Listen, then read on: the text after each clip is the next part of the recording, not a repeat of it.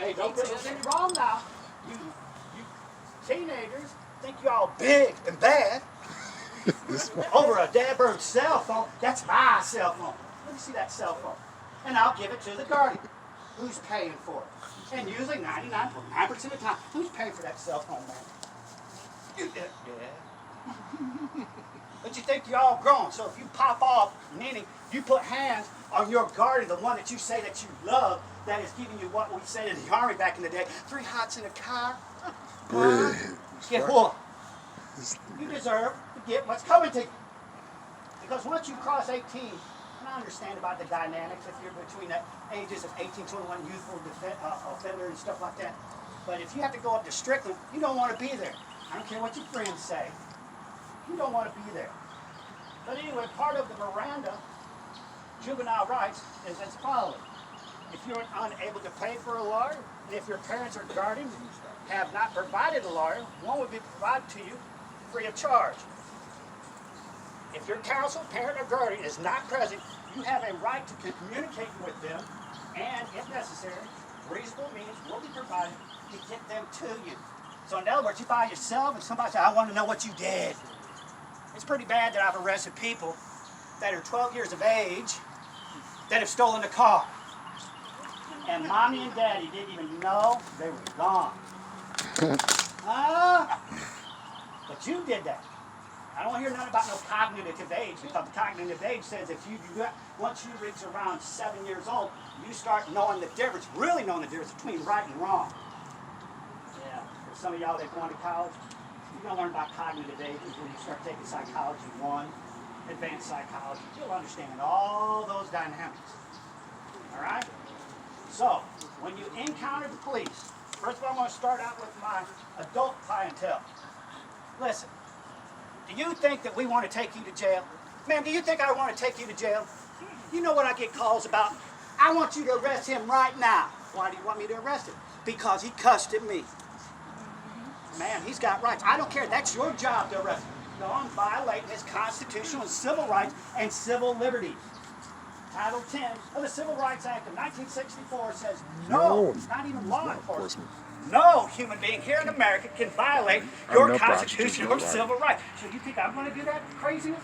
Well, no. You think I'm going to be on Channel 5, Channel 10, Channel 15? He just hauled his butt right out of there and no reason why. Because she said, arrest him. Nah, I want to know why I'm arresting. And guess what? We have another difference.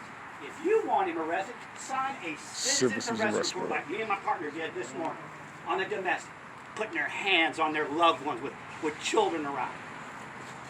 That's a sign of being a coward. If you capture that, that's true. Facts. You understand? You don't put your hands on somebody that is mothering your children. You don't put your hands up on your mother. You don't put your hands on nobody. But those two things, come on, man. That's being a coward, putting your hands on a woman, period.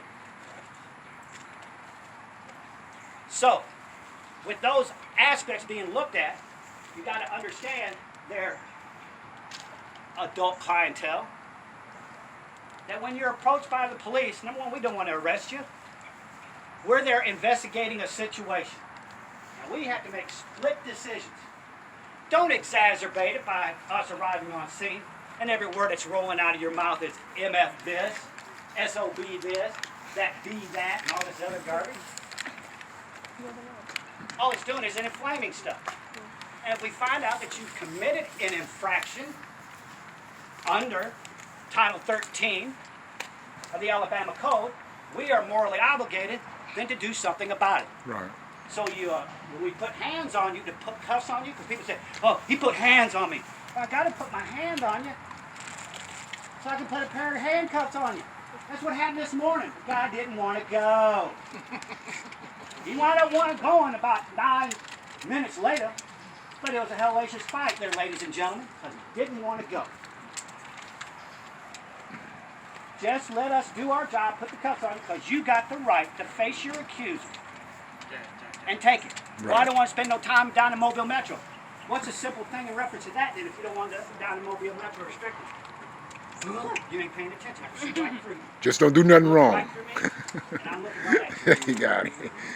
Right. Just don't get in no trouble. Say it again, I heard it. Just don't get in no Just trouble. don't do it. Used to be a song back in, a cop show on called Beretta. Don't do the crime unless you can do the time. Don't do it. You got a parody show. Yeah, Robert Blake. Anybody Robert Blake, that? yeah. All right? So don't do it. If you're at a traffic stop, what's one of the worst things you can do when a police officer's getting ready to approach you? Two things. Number one is get out of the car. Don't do that. Don't move. See, but listen. I heard this new term the last couple months. It's called a talk. And I'm astonished that the talk has to happen to everybody that's ethnicity. Yeah, we've been having that talks for 100 years. Here's what I'm saying, that talk just, for years. yeah. Listen, I was in this army, I said, for 29 years. I didn't have to have the talk. When an MP approached, you shut your mouth. Right. If you went off base and you did something, the state trooper pulled you over, you shut your mouth. Or there was repercussions for opening up your doggone mouth by the military. Okay, so number one, we agree, don't get out of the vehicle. All you got to do is just look on YouTube, Google, it doesn't matter how many officers have been killed in their police car when the person got out. Take one in reference to Deputy Dinkinhill. Google it. And watch that man get shot over 34 times and die a slow, painful death because he allowed the individual to get out of the car. What's the second worst thing that you can do?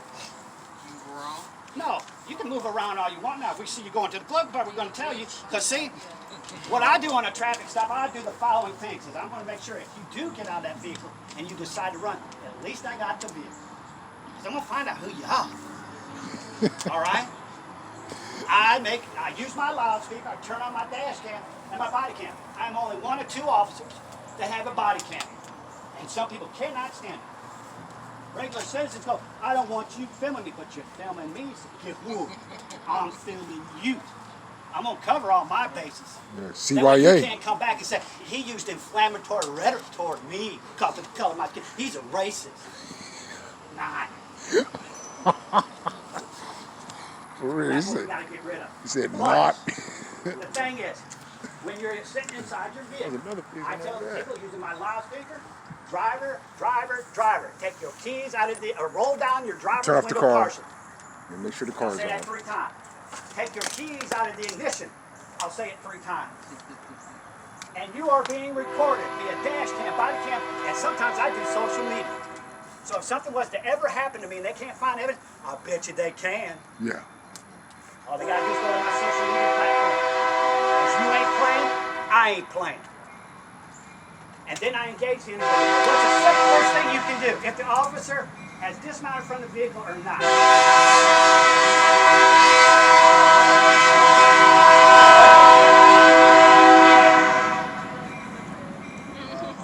Is to run in the vehicle.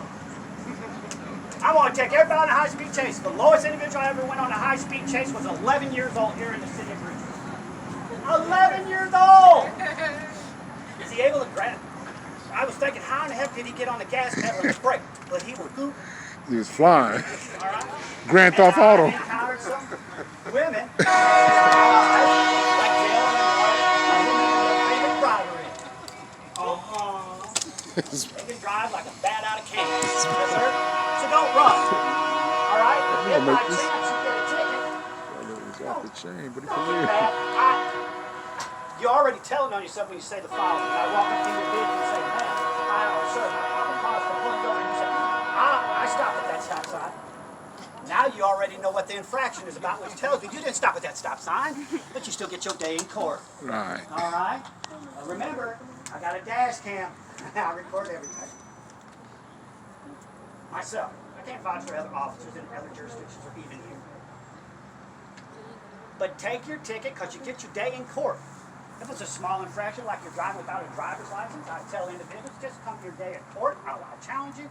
I recommend you come to court because if you got a driver's license, I'm going to tell you to walk right out the door. I got you squared away. And you don't have to worry about paying no fine or nothing or anything appearing on your driver's license. Remember this, an Alabama non-driver's license is not, I say it again, is not a driver's license. You know what you use it for? What did I talk at the beginning? It's called voting. It's called voting. Yeah. That is to the adults.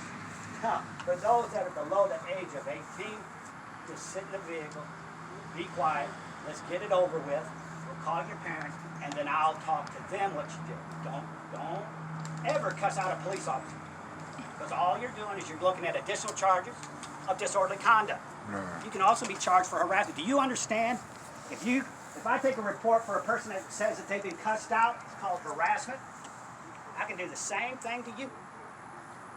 What's good for the goose, it's good for Dan. See, I just seen his eyes. He's got verbs and non-verbs. Now, that was a good verb right there. You're like, what? Remember, you got freedom of speech. You sure do. Up to a certain point. Up to a certain point. Then you become disorderly. There's different forms of disorder. Creating a civil disturbance where there are two or more people present that observe your behavior. All right. And the other thing is disorderly is about disobeying the lawful commands of a police officer. He says, or she says, get out of the vehicle, and you say, make me, you free sovereign citizens that may be amongst us, get what?